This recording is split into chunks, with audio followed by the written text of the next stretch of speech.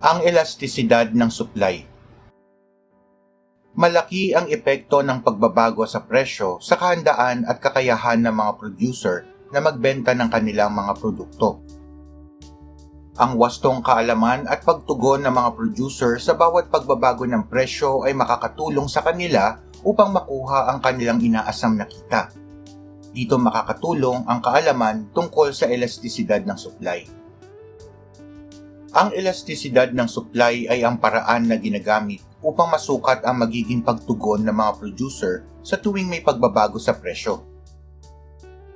Mayroong iba't ibang uri ng elastisidad ang supply. Elastic ang supply kapag mas mataas ang porsyento ng pagbabago sa dami ng supply kaysa sa porsyento ng pagbabago sa presyo. Madaling nakatutugon ang mga producer sa pagbabago ng presyo sapagkat ang mga produktong nasa ilalim ng elastic na supply ay mga produktong madali o mabilis malikha. Inelastic naman ang supply kapag mas mababa ang porsyento ng pagbabago sa supply kaysa sa porsyento ng pagbabago sa presyo.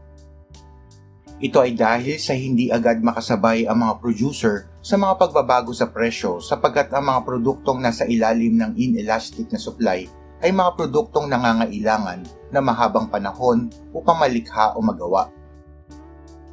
Unitary ang supply kapag ang porsyento ng pagbabago sa supply ay parehas o katumbas ng porsyento ng pagbabago sa presyo. Perfectly elastic ang supply kapag ang dami ng supply ay nagbabago ng walang hanggan sa napakaliit na pagbabago sa presyo. At perfectly inelastic ang supply kapag ang dami ng supply ay hindi tumutugon sa anumang pagbabago sa presyo. Paano nga ba masusukat ang price elasticity ng supply? Ang formula para sa pagsukat ng price elasticity of supply ay porsyento ng pagbabago sa QS divided by porsyento ng pagbabago sa presyo.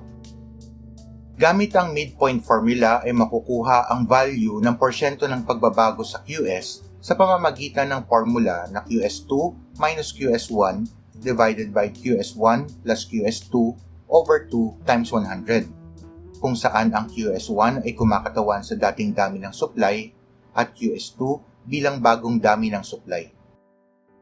At ang value ng porsyento ng pagbabago sa presyo sa pamamagitan ng formula na P2 minus P1 divided by P1 plus P2 over 2 times 100, kung saan ang P1 ay kumakatawan sa dating presyo at P2 bilang bagong presyo.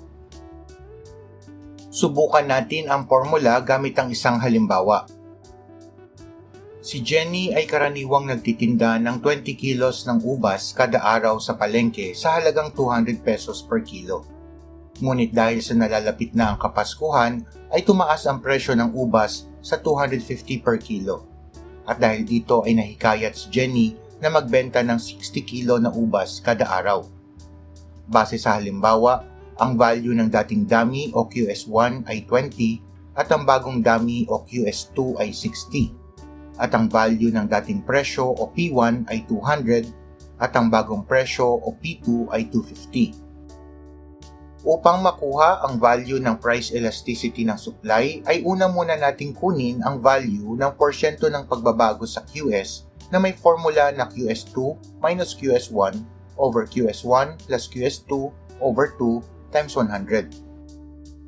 Ipalit ang mga value ng QS1 at QS2 sa formula. 60 minus 20 ay 40. 20 plus 60 over 2 ay 40. 40 divided by 40 times 100 ay 100. Ngayon na nakuha na natin ang value ng porsyento ng pagbabago sa QS, ay sunod naman natin kunin ang value ng porsyento ng pagbabago sa presyo gamit ang formula na P2 minus P1 over P1 plus P2 over 2 times 100. Ipalit ang mga value ng P1 at P2 sa formula. 250 minus 200 ay 50. 200 plus 250 divided by 2 ay 225. 50 divided by 225 times 100 ay 22.22. Ngayon na nakuha na natin parehas ang value ng porsyento ng pagbabago sa QS at presyo, ay maaari na nating makuha ang value ng price elasticity ng supply. 100 divided by 22.22 ay 4.50. Dahil mas mataas ang porsyento ng pagbabago sa QS kumpara sa porsyento ng pagbabago sa presyo, ito ay ituturing nating elastic na supply. Kayo naman ang sumubok.